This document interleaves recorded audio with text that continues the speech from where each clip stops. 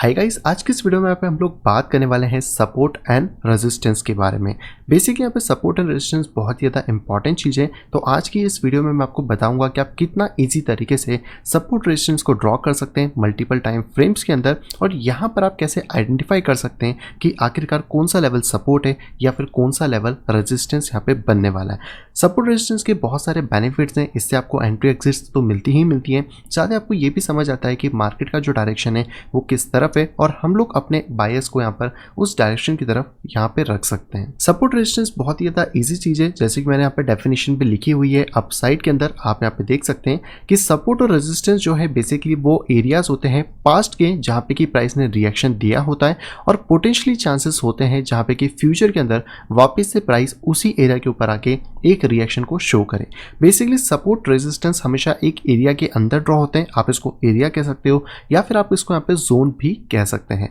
जैसे कि आप नीचे वाली इमेज में देख सकते हैं कि ऊपर वाली जो हमारे पास एक बॉक्स यहाँ पे हमने ड्रॉ करा है रेक्टेंगल वाला, उसमें पास्ट रिएक्शन के पास हमारे पास कुछ टचेस हैं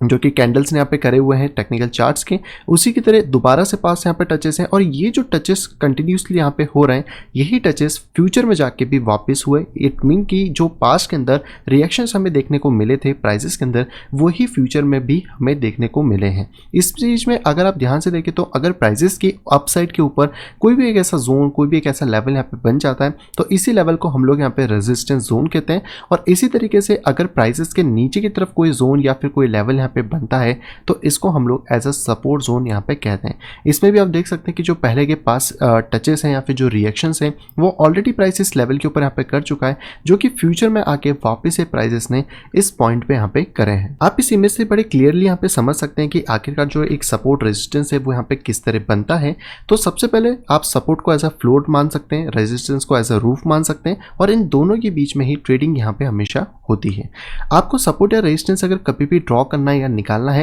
हालांकि ये डायग्राम में तो ये बहुत ज़्यादा क्लीन आपको देखने को मिलते हैं, लेकिन रियल चार्ट्स के अंदर सपोर्ट रेजिस्टेंस थोड़े से अप डाउन होते हैं, तो आपको वहाँ पे एक स्ट्रेट लाइन में सपोर्ट रेजिस्टेंस नहीं मिलेंगे, थोड़े से फ्लक्चुएशन करते हुए मिलेंगे, जो कि अब हम चार्ट्स में देखने वाले हैं। बट सिंपल तरीका है सपोर्ट रेजिस्टेंस निकालने का कि अगर आपको दो टचेस देखने को मिल जाते हैं, चाहे वो रेजिस्टेंस पे हो चाहे फिर वो सपोर्ट पे हो, तो आप उनको as a support and resistance consider कर सकते हैं। रेजिस्टेंस बेसिकली आपको प्राइस के हमेशा ऊपर की डायरेक्शन में मिलेगा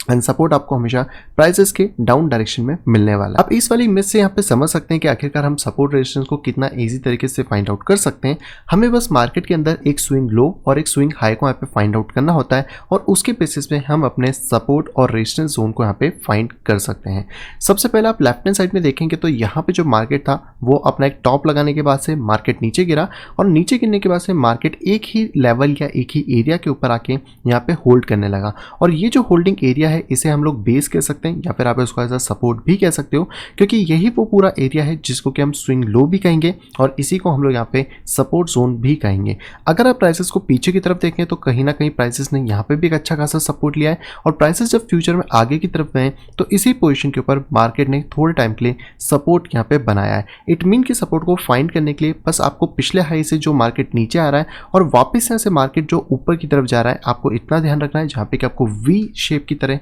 या यू शेप की तरह अगर कोई रिकवरी मिल रही है तो उसका जो बॉटम पॉइंट होता है वो बेसिकली हमारा सपोर्ट जोन की तरह एक्ट करता है। इसी तरीके से अगर हम रेजिस्टेंस की बात करें तो आप आगे की तरफ देख सकते हैं कि जो प्राइसेस डाउन से लेकर ऊपर की तरफ गए उसके बाद यहाँ पर उसने एक एरिया यहाँ पे ड्रॉ करा है। हालांकि कई बार इसमें थोड़े से फेकआउट्स हो जाते हैं, जैसे मैंने स्टार्टिंग में भी कहा था कि सपोर्ट रेजिस्टेंस जो रियल चार्ट्स में होते हैं वो ड्राइंग जितने क्लियर नहीं होते हैं, आपको थोड़ा सा उनको अप डाउन यहाँ पे देखना होता है। तो यहाँ पे जो प्राइसेस थे वो नीचे से कैरी करते हुए ऊपर गए, तो इसे हम लोग कहेंगे स्विंग हाई यानी कि रेजिस्टेंस जोन। और यहाँ से जब प्राइस वापस से रिवर्ट हो जाता है तब हमें ये जोन और ज़्यादा क्लियर देखने को मिलता है, और इस जोन का जो रिएक्शन है वो आपको आने वाले फ्यूचर तक भी देखने को मिलता है। तो लास्ट टाइम आप यहाँ पे एरो से देख सकते हैं कि इस पूरे जोन में यहाँ पे रेजिस्टेंस था, और यही रेजिस्टेंस फ्यूचर के लिए रेजिस्टेंस जोन भी कंटिन्यू यहाँ पे रहा है। सपोर्ट रेजिस्टेंस का एक और तरीका होता है जहाँ पे कि आपके जो पहले के रेजिस्टेंस है वो बाद में आके सपोर्ट के अंदर कन्वर्ट हो जाते हैं, या फिर जो आपके पहले के सपोर्ट है वो बाद में आके रेजिस्टेंस में कन्वर्ट हो जाते हैं। तो ये बेसिकली दोस्तों 2-3 मैथड्स हैं जिनके थ्रू आप सपोर्ट रेजिस्टेंस को बहुत ही आसानी से यहाँ पे निकाल सकते हैं और समझ सकते हैं कि आपके जो चार्ट्स हैं उनमें सपोर्ट रेजिस्टेंस किस तरीके से ड्रॉ यहाँ पे होते हैं। अब हम थोड़ी सी बात कर लेते हैं रियल चार्ट्स के ऊपर कि आखिरकार आप सपोर्ट रेजिस्टेंस को कैसे यहाँ पे ड्रॉ कर सकते हैं। तो सपोर्ट रेजिस्टेंस को ड्रॉ करने के लिए जैसे कि मैंने बताया बड़ा ही सिंपल तरीका है। आपको बस इतना फाइंड करना है कि अगर कोई प्राइस एकदम शूट अप करता है अपनी एक, मान लीजिए कि ये जो वैल्यू है ये 0 है और इससे वो 10 की वैल्यू पे जाता है और वहाँ जाके प्राइसेस रुकने के बाद वापस 10 से वो वैल्यू कहीं ना कहीं 0 के पास आने के लिए निकल आती है, तो ये वाला जो पूरा पोर्शन होता है ये आपके लिए एज अ रेजिस्टेंस का काम करेगा। और जब कभी भी फ्यूचर में प्राइसेस वापस इस लेवल के ऊपर हिट करेंगे, प्राइसेस को वहाँ से दोबारा से रिजेक्शन देखने को मिलेगा। और यही सेम चीज़ जो होती है ये वापस आपको देखने को यहाँ पे मिल जाती है सपोर्ट के लिए, जहाँ पे जो प्राइसेस हैं वो ऊपर से नीचे की तरफ आती हैं, थोड़ा सा अपना बेस बनाने की कोशिश करती है और वापस से प्राइस ऊपर की तरफ निकल जाती है। इट मीन कि ये जो बेस है ये हमारे लिए एक स्विंग लो और सपोर्ट की तरह यहाँ पे काम करता है, जहाँ पे कि प्राइसेस जब भी फ्यूचर में वापस इसमें आएंगी तो प्राइसेस यहाँ से बाउंस अप साइड में कर जाएंगी। तो अब हम चलते हैं वापस से चार्ट्स के ऊपर। आप यहाँ पे आप समझ गए होंगे कि सपोर्ट रेजिस्टेंस को निकालना कितना ज़्यादा ईजी है। अब सपोर्ट रेजिस्टेंस को निकालने के लिए आप दो तरीके यूज़ कर सकते हैं। बेसिकली जो मैं यहाँ पे यूज़ कर रहा हूँ ये वेबसाइट है tradingview.com और इसके अंदर आप आएंगे तो लेफ्ट हैंड साइड में आपको टूल बार देखने को मिल जाती है। अब सपोर्ट रेजिस्टेंस को आप दो तरीके से यहाँ पे ड्रॉ कर सकते हैं। सबसे पहला जो मेथड है वो है कि आप डायरेक्टली जा सकते हैं, यहाँ पे हॉरिजॉन्टल लाइन को ले सकते हैं और इसके थ्रू आप यहाँ पे बॉडी के ऊपर किसी भी कैंडल की या फिर उसकी वीक के ऊपर अपने लेवल्स को ड्रॉ यहाँ पे कर सकते हैं। इस तरीके से ड्रॉ करने पे आपको फ्यूचर के लिए भी सारे जो लेवल्स हैं वो कंटिन्यूसली यहाँ पे देखने को मिल जाते हैं। और इसी तरीके से अगर आप देखने की यहाँ पे कोशिश करते हैं तो आपको देखने को मिलेगा कि ये जो लेवल है ये आगे जाके भी एज अ रेजिस्टेंस की तरह इसने एक्ट यहाँ पे करा है, जिसके थ्रू जो प्राइसेस हैं वो डीप डाउन यहाँ पे हुए हैं। इसी तरह अगर आपको सपोर्ट निकालना है तो आप फिर से हॉरिजॉन्टल लेवल को ले सकते हैं। आपके पास जो भी एक स्विंग लो पॉइंट है उसकी बॉडी पे और उसकी वीक के ऊपर आप इसको ड्रॉ कर सकते हैं। और ये जितने भी पॉइंट्स हैं जो कि हमें यहाँ पे देखने को मिल रहा है, इसी तरीके के प्राइसेस ने वापस इसको यहाँ पे सपोर्ट लिया है और प्राइसेस ने अप साइड की रैली यहाँ पे दी है। पर जैसे मैंने कहा था कि रियल जो चार्ट्स होते हैं इनके अंदर सपोर्ट रेजिस्टेंस थोड़े से अलग से बिहेव करते हैं, तो इनके सपोर्ट रेजिस्टेंस कभी भी इवनली नहीं होते हैं, ये बहुत ज़्यादा ही अनइवन हमें देखने को मिलते हैं। और इसके अंदर जो भी प्राइजेस आपके रेजिस्टेंस जोन के ऊपर या फिर सपोर्ट जोन के नीचे जाते हैं, इन्हें हम यहाँ पे फेकआउट्स की कैटेगरी के अंदर रखते हैं। दूसरा तरीका यहाँ पे बहुत ज़्यादा सिंपल है। इसको अगर हम रिमूव कर दें तो आप डायरेक्टली यहाँ पे फिर से हॉरिजॉन्टल लाइन को ले सकते हैं और डायरेक्टली आप अपनी बॉडी के सबसे हाईएस्ट वीक पॉइंट के ऊपर इस लाइन को यहाँ पे ड्रॉ कर सकते हैं, जो कि एज अ रेजिस्टेंस ऊपर की तरफ एक्ट करेगी। और अगर इसी सिमिलर लाइन को आप स्विंग लो के सबसे नीचे वीक पे रखें तो ये यहाँ पे एज अ सपोर्ट एक्ट यहाँ पे करने वाली है। तो जैसा मैंने आपको स्टार्टिंग में बताया था कि प्राइजेस का फाइंड करना बहुत ज़्यादा ईजी है। जहाँ पे भी आपके प्राइजेस का मोमेंटम है, जैसे कि इस वाले स्विंग हाई से इस वाले स्विंग लो और वापस से स्विंग लो से मार्केट ऊपर की तरफ जब मोमेंटम कर देता है तो नीचे वाला जो बेस होता है ये बेसिकली हमारा सपोर्ट। और इसी तरीके से अगर कोई प्राइस नीचे से ऊपर की तरफ स्विंग हाई बन के वापस से प्राइस नीचे की तरफ स्विंग लो की तरफ जाने लगता है तो मार्केट का जो स्विंग हाई है वो एज अ रेजिस्टेंस यहाँ पे काम करता है। तो अब हम लोग आ चुके हैं यहाँ पर 4 आवर की टाइम फ्रेम के अंदर और 4 आवर की टाइम फ्रेम में आपके सामने अभी करंट मार्केट चार्ट है जो कि आपको देखने को मिल जाता है। इसके अंदर अब आप यहाँ पे सपोर्ट रेजिस्टेंस को ड्रॉ कर सकते हैं। जैसे कि मैंने बताया कि जहाँ पे भी मार्केट स्विंग हाई से स्विंग लो की तरफ आता है और स्विंग लो से स्विंग हाई की तरफ वापस जाता है, उस पर्टिकुलर एरिया में आप यहाँ पे अपने सपोर्ट को ड्रॉ कर सकते हैं। और स्विंग लो से स्विंग हाई की तरफ जब मार्केट जाके स्विंग लो की तरफ वापस आने लगता है वहाँ पे हम लोग रेजिस्टेंस को ड्रॉ कर सकते हैं। तो 4 आवर बेसिकली अगर हमें यहाँ पे ड्रॉ करना है तो हम डायरेक्टली वापस अपने हॉरिजॉन्टल लाइन में जाएंगे। यहाँ पे इसके सपोर्ट पे जो कैंडल्स हैं, यानी कि कैंडल की जो बॉडी है उस पे और कैंडल का जो वीक है इसके ऊपर हम लाइन को यहाँ पे ड्रॉ कर सकते हैं। और इसके साथ यहाँ पे हम लोग रेक्टेंगल को भी यूटिलाइज कर सकते हैं ताकि हम इस पूरे एरिया को मार्क कर सकें कि ये एक तरीके से हमारा सपोर्टिव जोन है। इट्स मीन कि अगर कभी भी जो प्राइजेस हैं वो इसके अंदर डीप डाउन करते हैं तो प्राइजेस के अंदर चांसेस होंगे कि वो वापस से ऊपर की तरफ बाउंस करें, क्योंकि सपोर्ट से ही हम लोग यहाँ पे लॉन्ग के एंट्रीज पे फोकस यहाँ पे करते हैं। इसी तरीके से अब हमें रेजिस्टेंस निकालना है तो जो भी हमारे पास लास्ट स्विंग हाई है, जैसे कि आप इसकी बॉडी यहाँ पे ले सकते हैं और इसी तरीके से इसकी वीक को भी यहाँ पे ले सकते हैं। तो ये वाले पे आप जाके अपने एरिया को भी ड्रॉ यहाँ पे कर सकते हैं। और रेजिस्टेंस का सिंपल सा मतलब है कि अगर प्राइसेस उस लेवल तक पहुँचते हैं तो वहाँ से प्राइसेस के गिरने के चांसेस बन जाएंगे, क्योंकि पिछले बार भी जो मार्केट है जो उसका पास रिएक्शन है वहाँ से उसी तरीके से मार्केट ने रिएक्शन भी उसके अंदर दिया था। तो अब हम लोग आ चुके हैं यहाँ पर 15 मिनट की टाइम फ्रेम के अंदर। जैसे कि हमने 1 डे और 4 आवर के अंदर देखा था कि आप कैसे रेजिस्टेंस और सपोर्ट को ड्रॉ कर सकते हैं, उसी तरह आप डायरेक्टली यहाँ पर भी हमारे पास प्राइजेस हैं 15 मिनट में जिसमें कि आप इजी तरीके से ड्रॉ कर सकते हैं। एक चीज़ का ध्यान रखें कि आप जिस भी टाइम फ्रेम में ड्रॉ कर रहे हैं उसमें डेटा उतना ही ज़्यादा या कम होता रहेगा। 1 डे के टाइम फ्रेम में आपको ज़्यादा डेटा लेना पड़ेगा पीछे से, ताकि आप सपोर्ट रेजिस्टेंस को ड्रॉ कर सकें। वहीं पे जितनी ज़्यादा छोटी टाइम फ्रेम की तरफ आप आएंगे उतने ही कम डेटा के अंदर आप मार्केट को एनालिस्ट यहाँ पे कर सकते हैं। जैसे कि अभी करंट सिचुएशन की मार्केट की देखी जाए तो मार्केट करेंटली यहाँ पे रन हो रहा है। अगर हमें यहाँ पे रेजिस्टेंस निकालना है तो हमारे पास लास्ट स्विंग हाई यहाँ पर था,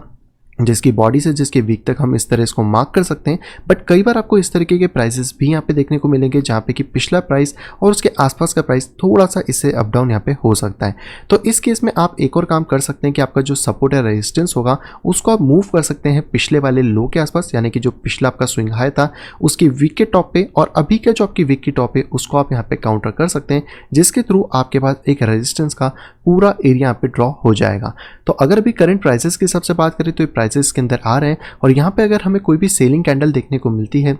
इट मीन कि ये रेजिस्टेंस यहाँ पे फिर से एक्ट करेगा और फिर से प्राइसेस को नीचे की तरफ पुश डाउन करने की कोशिश यहाँ पे करने वाला है। इसी तरीके से अगर हमें यहाँ पे सपोर्ट्स को ड्रॉ करना है तो हम वापस से यहाँ पे एरियाज को फाइंड आउट कर सकते हैं। इस वाले एरिया के अंदर आप चाहे तो हॉरिजॉन्टल रे को भी यूज़ कर सकते हैं, जहाँ पे कि हमारे पास स्विंग लो जो लास्ट पॉइंट था वो यहाँ पर है, और इसके ऊपर जो स्विंग लो पॉइंट है बॉडी का वो इस पोजिशन में हमें देखने को मिलता है। जहाँ पे कि अगर आप अपने रेक्टेंगल एरिया को फिर से ड्रॉ करते हैं जो कि एक पूरा की पूरा जोन है, तो आप यहाँ पे इस चीज़ को क्लियरली देख सकते हैं कि प्राइसेस किस तरह इस लेवल के ऊपर आए थे और वापस से प्राइसेस अप साइड में बाउंस यहाँ पे कर चुके हैं। तो अब जो हमारे पास एक नया सपोर्टिव लेवल का एरिया बन जाता है, आप इसको फिर से यहाँ पे चाहे तो ड्रॉ कर सकते हैं, या फिर आप प्रीवियस सपोर्टिव लेवल को ही आगे भी कंटिन्यू कर सकते हैं, क्योंकि ये सपोर्टिव लेवल आगे पीछे बहुत टाइम तक यूटिलाइज यहाँ पे हो सकते हैं। इसी तरीके से मैंने आपको एक और चीज यहाँ पे बताई थी कि किस तरह जो सपोर्ट रेजिस्टेंस होते हैं वो अपने आप को फ्लिप कर लेते हैं। तो यहाँ पर आप उसका एक बहुत ही अच्छा एग्जाम्पल देख सकते हैं, जहाँ पे कि जो प्राइस का बॉटम एरिया था वो लगभग ये है, जहाँ पे आप क्लियरली ये चीज ऑब्जर्व कर सकते हैं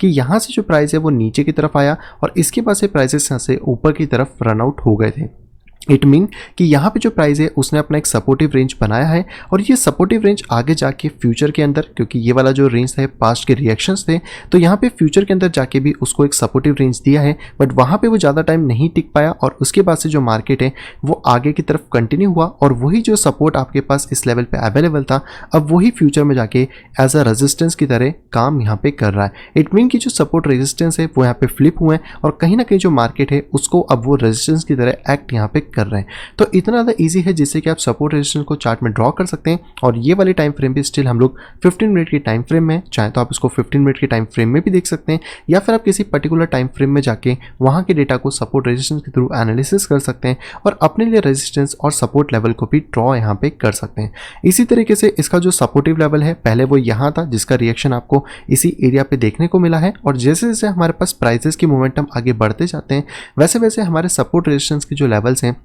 वो भी चेंज होते जाते हैं, क्योंकि मार्केट के जो स्विंग्स हाई और स्विंग लो हैं वो कहीं ना कहीं मार्केट को आगे की तरफ पुश करने की कोशिश करते हैं, जिसकी वजह से इनके अंदर चेंजेस हमें देखने को मिलते रहते हैं। तो यहाँ पे जब कभी भी आप एनालिसिस करते हैं तो ये बहुत ज़्यादा इंपॉर्टेंट है कि जब कभी भी आप कोई भी सपोर्ट रेजिस्टेंस को ड्रॉ करें हमेशा उसको बड़ी टाइम फ्रेम से ड्रॉ करें, ताकि आपको एक पर्टिकुलर एरिया देखने को मिले। जैसे कि अभी बिटकॉइन का ये पूरा की पूरा जो डंप था, इसके अकॉर्डिंग अगर देखा जाए तो मार्केट का जो हैवीएस्ट सपोर्ट है वो हमें देखने को मिलता है इस वाले पास्ट रिएक्शन के ऊपर, जिसके ऊपर ही फ्यूचर में यहाँ पर अगर आप प्राइसेस को कंपेयर करते हैं वापस से ये वाले पास रिएक्शन से, तो फ्यूचर में दोबारा रिएक्शन देखने को मिला है और प्राइसेस में वापस से हमें बाउंसेस देखने को यहाँ पे मिले हैं। इसी तरीके से अगर आप यहाँ पे प्राइसेस को ऊपर की तरफ काउंट करना चाहते हैं तो यहाँ पे आप देख सकते हैं, क्योंकि प्राइसेस का जो हाईएस्ट पॉइंट था लास्ट टाइम वो ये वाला था, जिसके बाद से मार्केट में एक प्रीवियस पॉइंट यहाँ पे था। जैसे मैंने आपको बताया कि आप इन दोनों लेवल्स को मार्क यहाँ पे कर सकते हैं, और ये पूरा की पूरा जो एरिया था ये एज अ रेजिस्टेंस एरिया था, जिसके अंदर अगर आप देखने की यहाँ पे कोशिश करते हैं तो जो प्राइजेस हैं उनके जो पास रिएक्शन है वो ही यहाँ पे फ्यूचर के अंदर भी हमें देखने को मिले, जिसकी वजह से मार्केट प्रॉपर तरीके से डाउन यहाँ पे हुआ है। तो जो भी सपोर्टिव लेवल्स होता है वहाँ पे हम हमेशा लॉन्ग या फिर बाय के एंट्रीज को फाइंड करते हैं, और जो रेजिस्टेंस लेवल होता है वहाँ पे हम लोग शॉर्ट या फिर सेल के एंट्रीज को फाइंड करने की कोशिश करते हैं। तो ये दोस्तों एक बहुत ही ज़्यादा आसान तरीका था जिससे कि आप यहाँ पे सपोर्ट रेजिस्टेंस को ड्रॉ कर सकते हैं, चाहे आप उसको वीक से लें या बॉडी से लें, दोनों ही चीज़ें उसके लिए वैलिड यहाँ पे होती हैं।